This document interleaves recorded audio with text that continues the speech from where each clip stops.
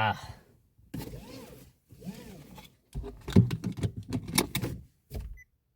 oh my God.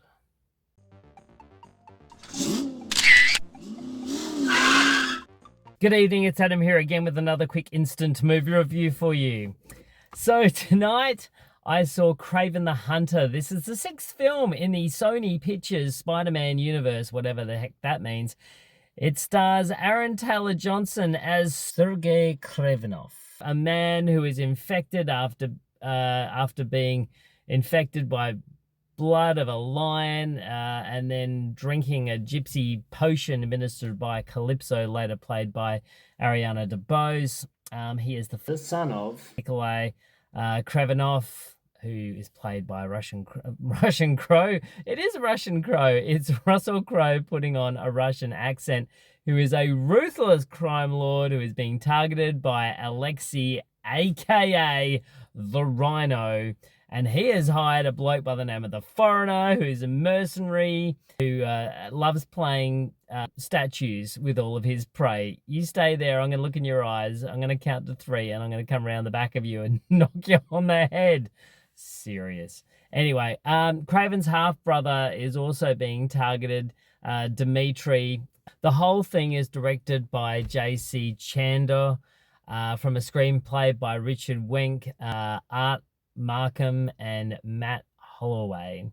Young Levi Miller is in this, the Brisbane actor who plays the young Sergei, aka Kraven. That's the most confusing beginning to this film, but literally that is exactly what I just watched, and then some more. So much happens in this movie. Anyway, I can't begin to tell you. Yes, I can. I'm going to have to.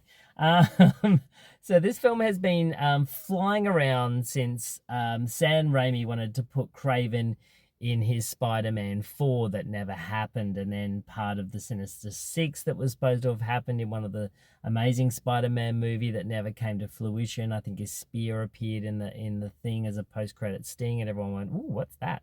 And then that never came to fruition. I think even Ryan Coogler wanted to include Kraven in Black Panther. There was talk about him being the Avengers. Sinister Six was thrown around, and then it was thrown out. And then Sony was sitting on this property for ages and went, look, let's just make a film and get it all over and done with. So many people were touted for this role, including Keanu Reeves, Brad Pitt, and Adam Driver at some stage. But we have ended up with Aaron Taylor Johnson entering into his character with a whole heap of swagger and an American accent that circumnavigates the entire United States. Ariana DeBose looks the most out-of-place person in anything I have ever seen. Now, let's look at this as a film that would not get a sequel. One of those fantastic films that you go, oh my God, that was just something else. And look, they're trying to open the door for a sequel that's never going to happen. I think a lot of films should not do that.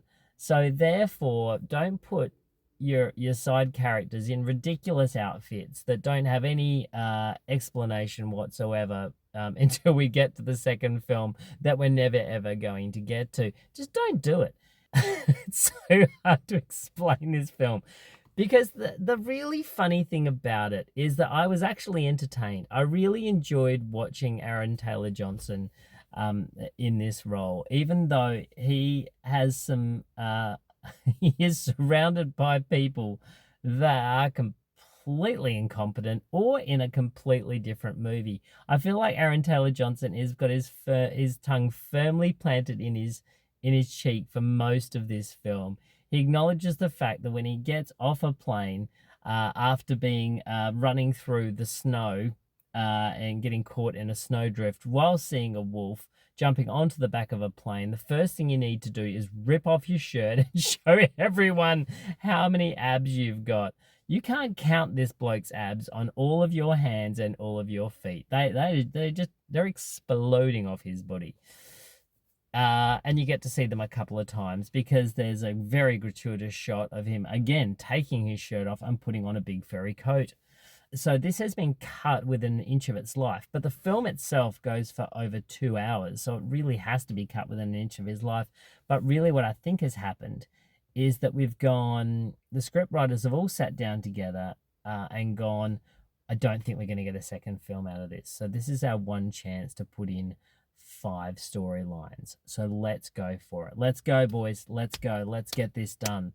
And boy, oh boy, is there not 5 storylines in this. Holy guacamoles. It's crazy amount of story, but terrible dialogue. Like, there is some moments in this that I'm like, oh, you just did not say that.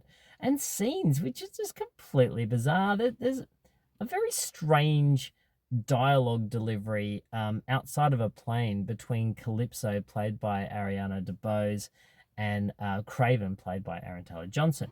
The scene only goes for about 5 or maybe 10 to 20 seconds, and it didn't need to be there. So it just should have been cut out. But it's the worst delivery of dialogue I have ever seen by 2 actors in a very noisy setting, and it just did not need to be there. It's just Basil exposition after Basil exposition of stuff that we don't need to know, that has no relevance whatsoever. Even some of Russell Crowe's scenes that just spell out everything just don't really even need to be there. Even though it's really fun to see Rusty on screen, and he's really funny doing his Russian accent. Yeah, Aaron Taylor Johnson's accent just goes all over the shop, and it really, I just want to see the man do his native accent. He's walking through London. I'm like, you look like a Londoner. Just put on a London accent, because, yeah, I know your character's supposed to be American. Doesn't really make any sense. Anyway, Ariana DeBose, oh, man, not good. Bad. Nothing good there. Like, she should just be singing. Yeah, really good in Hamilton. I'm not sure what you're doing in this, but it's not good. The thing is shot really well. It's the same cinematographer that's worked with Matthew Vaughn a lot, so you can really see that in some of the frenetic camera work that's going on. And it does have that cartoony quality, which, you know, it should have. It's a superhero film, ironically. And yeah, and the rhino, no. And some of the special effects, no. And seeing this has been on a shelf for so long, you'd think the special effects would be good. But again, it depends how much you're paying for the special effects after you spent an absolute crap load of money on the rest of the film. So, yeah.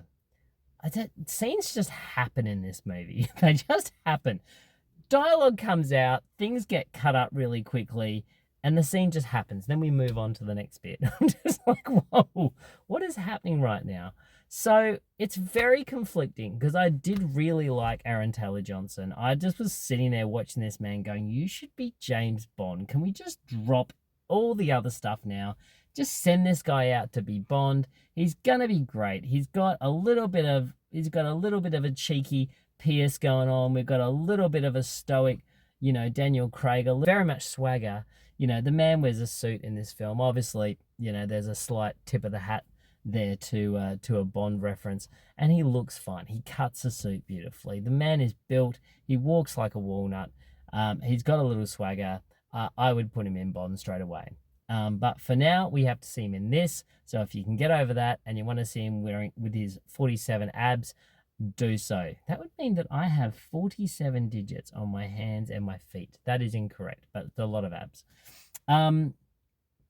There we go. So I hope that's slightly coherent.